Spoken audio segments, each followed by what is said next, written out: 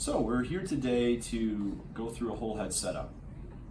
The critical thing to start with is first making sure you have, of course, your probes in the right regions, given that it's whole head, we're everywhere, and then that you've numerically given logic. One way of doing that with your probe labeling is to basically have your bundles together. Another is trying to have them sequenced in a way where it makes sense. So I've done that where I have detectors 1 through 4 here, 5 through 8 there, 9 through 12, and so on. The detectors, it's great to just say bundles by bundles, I'm going to go sequentially. With the sources, however, there's one extra piece you have to keep in mind, and that is with some of our systems, you can actually have multiple sources firing at the same time. And in those cases, you may want to actually have keep that in mind and have, for example, source 1 and source 17 far enough apart so you won't have crosstalk in the case of a 32 source montage. Because what we do with a bilateral firing pattern is we just say sources 1 through 16 are going to simultaneously fire with 17 through 32. There's more information, of course, in our manuals about this, so I'm not going to go into too much detail. But given that, we've now given logic to our setup here. So, we've got the logic here. You want to bring that logic also to your arms and make sure you have enough arms. This is something that we can't stress enough. Your probes do have weight. You first of all need to be using your arms. Use them correctly. It's very easy to underappreciate just how much smoother your experiment's going to go, much happier participants will be, and frankly experimenters as well, when you've maximized the capabilities of these arms. So they are for strain relief. They're going to help me out when I actually put all the probes on. I do also have a head model here. These are something that you can get online very easily. We're happy to give you links to where you can get them. If you want to buy one from us, sure, we don't make them, but we're happy to sell them to you if that's what you prefer as well. With this logic here, in this case, I've gone bundles 1, 2, 3, 4 for detectors. So that's going to be 1 through 4 and so on in groups of 4. And then 5, 6, 7, 8, again, left to right logic. So I got my sources 1 through 8, 9 through 16, and so on. So the last step to go through before we actually populate the cap is tree placement. That's right, tree placement. These are very easy to underappreciate as well, especially when you're using a lot of probes. Basically anything more than a source 8 detector. And even in those cases, this is going to help you reduce your motion artifact tremendously. So, how do we place a tree? Well, we do that with what we call standard grommet, also known as ActiCap grommet. You're going to place these somewhere in the cap. Let's bring it in tighter here, cameraman. Thank you. Now we got a lot of positions filled here on the cap, right? Come down maybe a little bit, sure. And not a lot of holes that are available right now. That's okay, we have some. I'm definitely liking these free holes we have up top. We're not gonna be measuring right along the midline anyway. And so I'll use a couple of these. I don't wanna use them right next to each other because as you can imagine, if the trees are like this, it's very hard to have the fibers going through them when they're so close together. So you wanna spread them out at least, let's say around 6 centimeters or so when they're pointing in the same direction like that. And in general, while we could go in between, we definitely can, and you can see I even have a tree there. That will work. It just gets to be pretty difficult from a cable management point of view when we've got a tree right in the middle of all of our probes. Plus, if you're adding an EEG, you likely would have EEG in one of those positions or other grommets. So, boom, boom, I've got a couple trees there. But how many trees do I need anyway? Good question. You want to figure that out by looking at a tree and saying, all right, how many of what I need to hold can this hold? So in this case, I've got 4 larger slots there. Each of those can hold 2 fibers. And I'll just show you on one of them here. We've got our fibers. All right, I'm gonna just coax that in there gently now. It's a little easier when it's in the cap. And you saw 1. All right, we're gonna skip the second one because you get the idea. And with the other slots on the side, don't forget about those. Those are for the active probes, and they can fit 4 actually. You can even fit 5, but it doesn't work quite as tightly at that point. But you can fit 4 of these wires very easily in here per side. So that's a total of 8 fibers and 8 active probes per tree. So you gotta do a little bit of algebra here.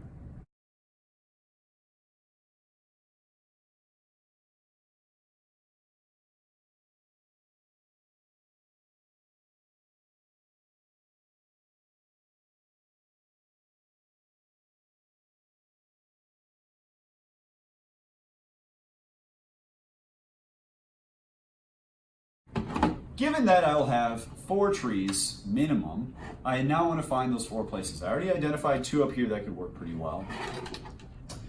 On the sides, these can work well for populating the frontal channels, and of course on the side there. So I can do a couple there. And now I still could also put more if I really wanted to go above and beyond and just to lighten the load on each tree. That can be a good idea because if you have fewer fibers in each tree, it just is much less for them to hold. It's a little simpler, a little less weight in any one given place. If we look at the back of the head, this is usually a great candidate for putting trees. You notice I don't have any holes here yet. And so, enter in the scissors. I'm gonna cut actually a couple holes to be able to add a couple more trees, and that can allow us to populate the back area here. I can have this frontal area covered here a little bit on the side. I can have trees up here to kind of populate and fill in a few positions here and there as well. Great, I'm gonna place my trees now. So we've got some options now. I've added my grommets here, here, on the sides, and I've even added those extra couple holes. I was careful to do that. We do have videos on how to properly cut those, but we only need 4 trees in the end. So we have some options.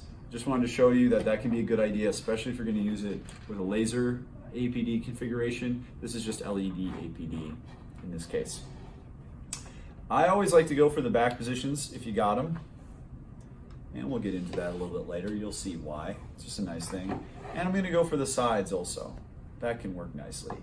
The top is also very reasonable to go with. Either way. Now what I wanna do here just for a moment, this is important to think about as you're developing your protocol, is imagine these wires coming in now, right? Is that gonna be a better option for you than coming all through the back if I do these top positions? You're gonna have to decide that for yourself. It's really a very subjective thing depending on what the paradigm and experimental design is in general.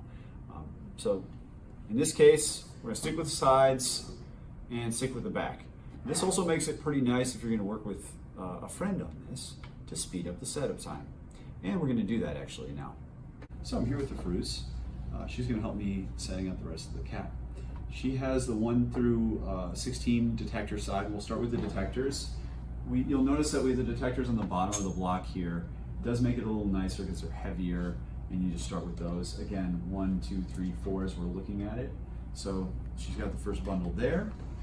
And the very first position is gonna go here, and we're gonna wanna have that, we wanna basically kind of plot out where you're gonna put each fiber, even in the tree. So 1, 2, 3, and 4 are gonna go in these first 2 lines. 5, 6, 7, 8 are gonna go in the next lines there. So we finished the first 4 probes, and you can see that they're not only in the correct place, but nicely close to the head. That serves to avoid extra cable motion, and we also ensure that the probe is gonna be orthogonal to the surface of the head. We're ready to continue on with 5 through 16 on a Fruz's side. I simultaneously will work on the other side and we'll check back in. So we have done some good work here, getting the detectors all in place. Actually, if you can hand me the camera, I'll even narrate and go around here for a second. So we've got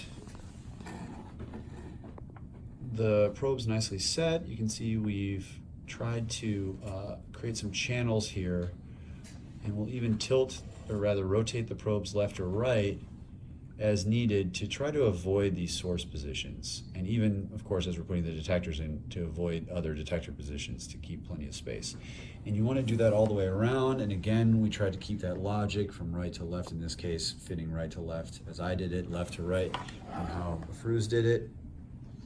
And we are ready to populate our detectors now. All right, we got it all set up. It's looking great. You can see that we've got all of our sources now also in their positions. The wires have come wherever they need to. And you'll also notice it's much easier to put the source wires kind of wherever we need them to go when we tilt them. They're much obviously lighter weight and easier to move around than the detectors. Another reason why to start with the detectors.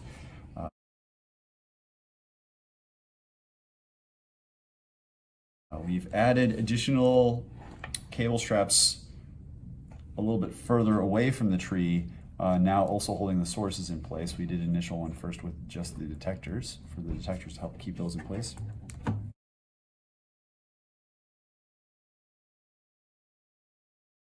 And we've added these cable straps that attach to the cap on the back.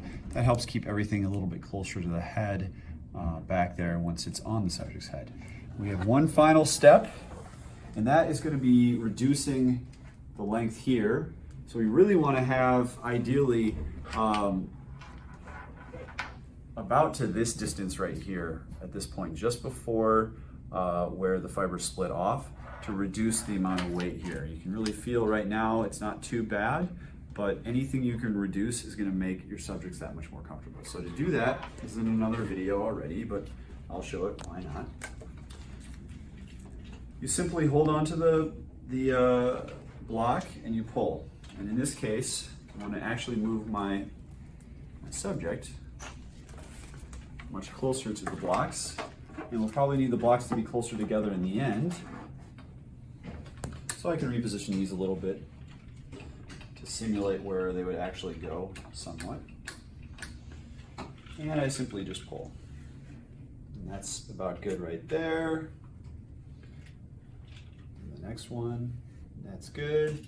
And obviously you can make them longer as needed and comfortable for the subject. You don't want them to feel like they're pulled back, but you just want it to be about as short as possible while still giving them some decent freedom of movement.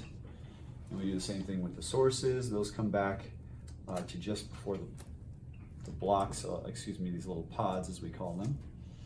And now that's a much lighter weight on this side, and I'll do the same thing on the other side.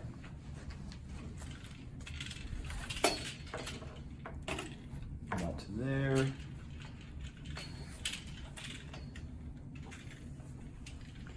There. There. There. There. And there. So, all in all, you can see how much cleaner this is. There's just less hanging on. There's still obviously a lot of wires, but it's looking really good and ready for our participant.